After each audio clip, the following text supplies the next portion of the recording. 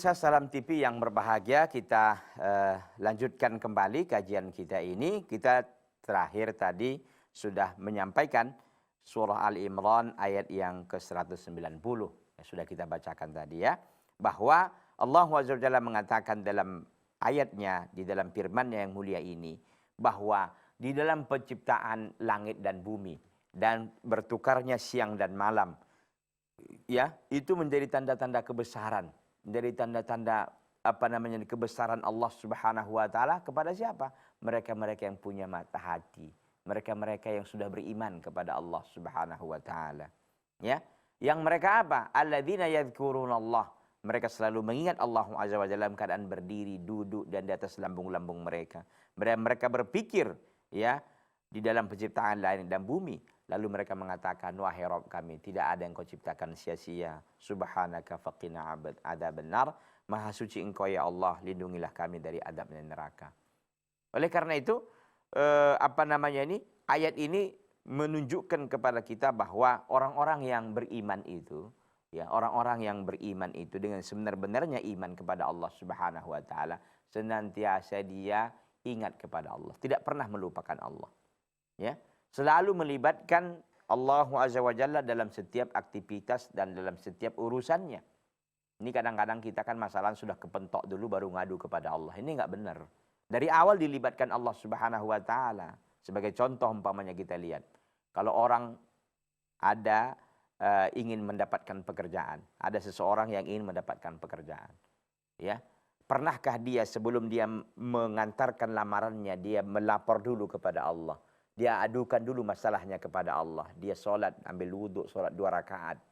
Ya, minimal 2 rakaat dia. Atau mungkin lebih dari itu di malam hari. Memohon dan mengemis kepada Allah Subhanahu wa ta'ala. Agar mendapatkan pekerjaan, dimudahkan urusannya dan seterusnya. Ada tidak? Ini kadang-kadang enggak kan? Dilupa. Pagi datang, sampai pagi langsung pergi. Ke tempat si pabrik ini, pabrik itu, perusahaan ini, perusahaan itu. Tempat pekerjaan itu, ya, yang diajukan apa? Ajukan CV-nya. CV-nya itu apa? Ya biografinya, dia pernah begini, pengalaman kerjanya, tidak pernah dilibatkan Allah Subhanahu wa taala. Padahal segala sesuatu itu ada di tangan Allah Azza wa Jalla. Ini kekurangan kita sebenarnya. Dan ini juga koreksi kepada saya pribadi dan jamaah dan para pemirsa sekalian. Ya. Ini terkadang kita lupa kepada Allah Subhanahu wa taala. Contoh, kita ingin bepergian ke satu tempat, ke mall umpamanya. Atau ke tempat perbelanjaan. Bagi kaum akhwat barangkali suka shopping begitu kan. Pernah enggak terbetik dalam hati sebelum sampai di tempat itu, ya Allah mudahkanlah tempat parkir nanti umpamanya.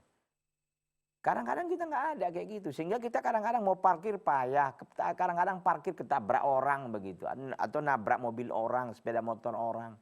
Nggak ada kita libatkan Allah Subhanahu wa taala. Udah kepentok dulu baru. Ini kan kadang-kadang begitu kan. Sebenarnya dari awal gitu.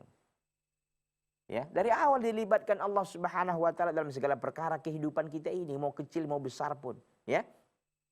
Baik. Jadi ini sudah selesai kita. Yang pertama tadi mu'minun yaqidun. Seorang mukmin itu selalu waspada, selalu terjaga. Itu. Jadi al-muslimu ma'a rabbih itu kan judul besarnya ya. Judul besarnya itu. Kemudian subtema yang pertama adalah mu'minun yaqidun. Seorang mukmin itu selalu terjaga hatinya, ya, selalu waspada. Yang berikutnya, ya, al-muslimu ma'a rabbih, yang nomor 2-nya apa? Muti'un amra rabbih. Muti'un amra rabbih, selalu taat setia terhadap perintah Rabbnya. Jadi tadi mukminun yaqidun, selalu terjaga dengan segala penjelasan yang sudah kita sampaikan. Dia selalu ingat kepada Allah, memperhatikan ciptaan Allah Subhanahu wa taala, ya. Dia yakini bahwa segala yang ada di dunia ini dan perkara manusia ini dikendalikan oleh Allah Azza wa Jalla, tidak pernah keluar mereka ini dari satu apapun dari takdir Allah Azza wa Jalla. Dengan demikian bertambah keimanannya. Yang berikutnya ini adalah muti'un amra rabbih. Dia mentaati, mematuhi, mengikuti perintah Rabbnya. Fala bada'a an yakuna al-muslimu as-sadiqu muti'an lillahi fi amrihi kullih. Maka bukan suatu hal yang mengherankan bahwa seorang muslim yang jujur itu, yang tulus itu, muti'an lillah. Dia itu taat kepada Allah. Fi amrihi kullihi. Dalam semua perkaranya. Ya, dalam semua perkaranya. Baik kecil mau besar, mau sedang, ya. Baik yang sekarang, ya, yang telah lalu, yang akan datang. Semuanya dia selalu mentaati, ya, mentaati Allah Subhanahu wa taala. Fala bad'a. Kenapa Syekh Ali Hashimi mengatakan fala bad'a, bukan sesuatu yang mengherankan begitu. Kenapa? Karena kan di awal tadi sudah disampaikan, ya, bahwa seorang yang beriman itu adalah haqqal iman, sebenar-benar iman. Nah, kalau sudah iman yang kuat, kalau kita sudah bermain di level iman, iman sudah berbicara, maka untuk melaksanakan perintah Allah itu mudah, nggak berat gitu. Mudah sekali untuk melaksanakan perintah Allah Subhanahu wa taala. Ya, nggak terasa berat, nggak terasa beban, nggak ada beban. Tulus, ya, enak saja seperti air mengalir, ya, lancar begitu saja. Fala bad'a. Kenapa? Karena sudah punya dasar iman yang kuat, ya, hati yang selalu dekat kepada Allah Subhanahu wa taala, ya. Fala bad'a, maka bukan sesuatu yang mengherankan bahwa seorang muslim yang tulus itu adalah muti'an li amri rabbih. Dia taat kepada perintah Allah Subhanahu wa taala dalam segala perintahnya. Dalam segala urusannya dia mentaati Allah Azza wa Jalla. Ini kadang-kadang sebagian manusia kalau di masjid saja taat kepada Allah, di luar masjid lupa kepada Allah. Ya, di pekerjaannya, di pasar dia, ya, bergaul dengan masyarakatnya lupa kepada Allah. Sehingga apa yang terjadi? Dia pun tidak mengamalkan nilai-nilai Islam. Tidak takut kepada Allah. Dia tidak akan mau jujur kecuali hanya di masjid. Dia tidak akan mau dia tidak akan mau tawaduk kecuali di masjid. Dia tidak akan mau berkata yang baik kecuali dalam masjid. Ini salah. Dalam setiap keadaan, dalam setiap tempat dia selalu taat kepada Allah Subhanahu wa taala. Mukhbitan, dia pun tunduk kepada Allah. Khasyi'an, dia khusyuk kepada Allah. Waqafan 'inda hududihi, dan dia selalu berhenti, ya, berhenti di mana? Di hadapan larangan-larangan Allah Subhanahu wa taala. Hududi artinya batas-batasannya. Di hadapan larangan-larangan Allah nggak mau dia. Riba stop. Nggak ada. Ya, zina stop. Khamar stop. Ya, apalagi selingkuh stop. Ya, mencuri stop. Ghibah, namimah, dan seterusnya dan seterusnya. Ini nggak ada. Ya, belum lagi dengan masalah-masalah kesyirikan. Dia tidak mau bersumpah dengan selain Allah. Tidak mau dia pakai jimat. Dia tidak mau pergi ke dukun. Dia tidak mau apa lagi? Tidak mau dia memberikan sesajen. Tidak mau dia meminta doa-doa di kuburan. Tidak mau meminta, ya, bukan mendoakan orang yang di kuburan. Itu nggak masalah kita berdoa kepada Allah untuk orang yang di kuburan agar Allah ampunkan dosanya. Ini enggak. Orang datang ke kuburan si Anu, orang datang ke kuburan si Polan. Untuk apa dia? Untuk memohon dia kepada yang ada di kuburan itu. Itu syirku akbar kata para ulama rahimahumullah. Jadi dia waqafan inda hududihi, dia benar-benar berhenti dalam setiap larangan-larangan Allah Subhanahu wa taala. Enggak berani dia, ya, untuk apa? Untuk melanggar perintah Allah. Mumtathilan amrahu, dia menjunjung tinggi perintah Allah walau khalafa hawahu, sekalipun itu menyelisihi hawa nafsunya. Seorang wanita dia tahu poligami itu berat, tapi itu karena perintah Allah ringan bagi dia menjalaninya. Ya, seorang laki-laki berjihad barang di jalan Allah, perang di jalan Allah itu berat. Ya, hawa nafsunya nggak mau, dia ingin berada di keluarganya, nggak mau keluar di medan jihad. Ya, tapi karena keimanan yang kuat, sekalipun hawa nafsunya itu tidak setuju, sekalipun hawa nafsunya tidak mau, dia harus menundukkan itu. Kenapa? Karena keimanan yang sudah terpatri, yang sudah kuat sekali di dalam hatinya yang paling dalam. Maka dia untuk melaksanakan perintah Allah itu enggak setengah-setengah, memang full gitu, ya. Totalitas dia mengerjakan perintah Allah itu. Walaupun hawa nafsunya enggak setuju, ya artinya ya biasalah, manusia itu kan selalu digoda oleh syaitan, ya. Apalagi orang-orang beriman, semakin keimanan kuat, semakin godaan pun kuat juga tentunya, ya. Dia selalu melaksanakan perintah Allah sekalipun hawa nafsunya itu menyelisihinya. Hawa nafsunya enggak setuju sesungguhnya, tapi dia tetap mempertahankan perintah-perintah Allah Azza wa Jalla. Man sa'an li hadihi, dia dekat dengan petunjuk-petunjuk Allah. Walau ja'a ala ghairi mazajihi. Ya, sekalipun petunjuk itu tidak sesuai dengan suasana hatinya. Ya, kadang-kadang perintah itu menurut dia alah nggak enak begitu kan, apa namanya nih nggak pas begitu ya. Perintah-perintah Allah Subhanahu wa taala begitu sangat banyak. Contoh, sholat subuh umpamanya. Itu kan berat. Ya, sholat subuh, sholat isya, sholat asar barangkali.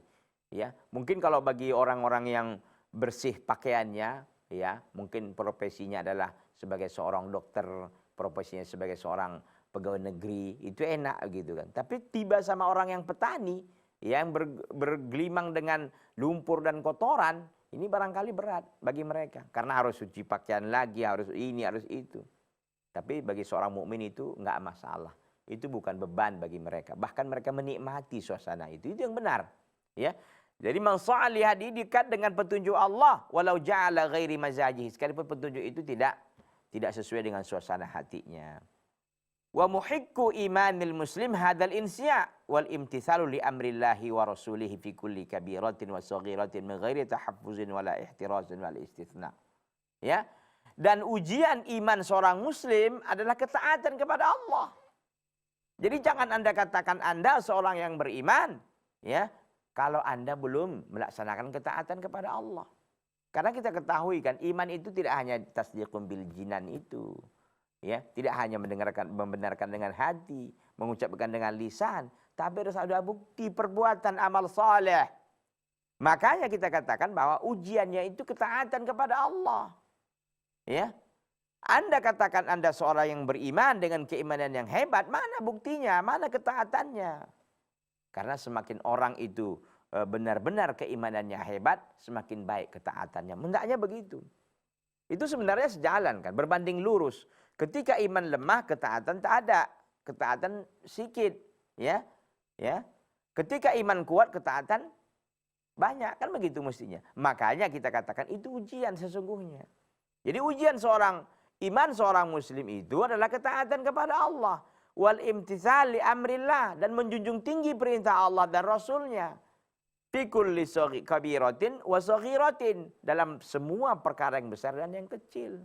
Semuanya dia dia lakukan, semuanya dia laksanakan, semuanya dia implementasikan, semuanya dia realisasikan, dan semuanya dia tunaikan dengan sebaik-baik mungkin. Menggairi tahafuz wala ihtiras wala istitsna, enggak pilih-pilih.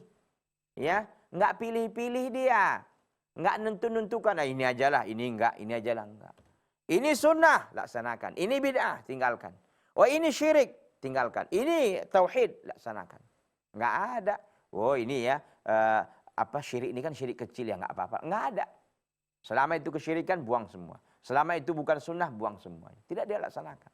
Jadi semua perkara-perkara itu, ya, baik yang kecil yang besar, tidak ada dikecualikannya. Tidak ada ini aja pilih-pilih ya, pilih-pilih, tidak. Semuanya dia laksanakan. La yu'minu ahadukum hatta yakuna hawahu taba'an lima ji'tu bihi.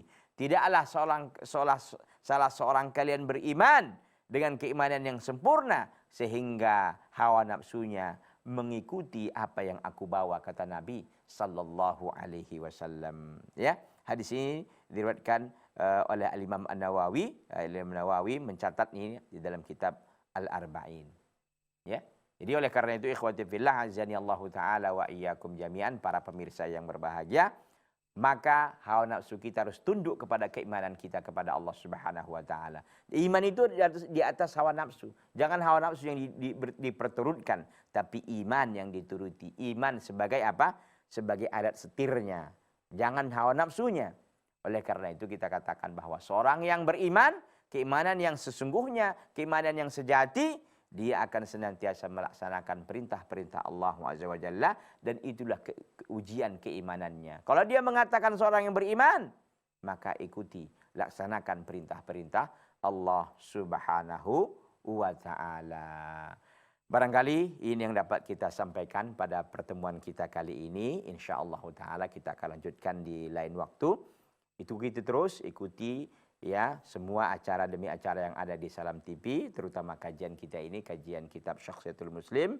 Sampai jumpa insyaallah taala di pekan yang akan datang atau di waktu yang akan datang. Subhanaka Allahumma wa bihamdika asyhadu an la ilaha illa anta astaghfiruka wa atubu ilaika wa sallallahu wasallama wa baraka ala nabiyina Muhammadin wa ala alihi washabbihi wasallam. Wassalamualaikum warahmatullahi wabarakatuh.